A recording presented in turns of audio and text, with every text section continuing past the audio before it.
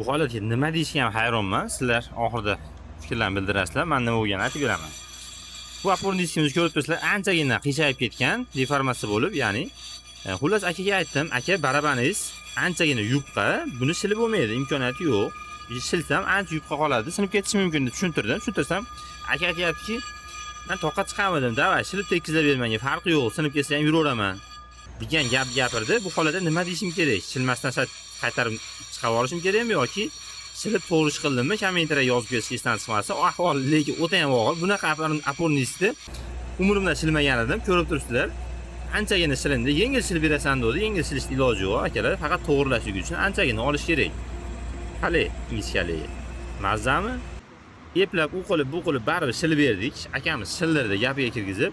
Endi nima bo'lishini bilmadim. Tushunib turibsizlar, bu apornisga nima deb nom beramiz, akalar?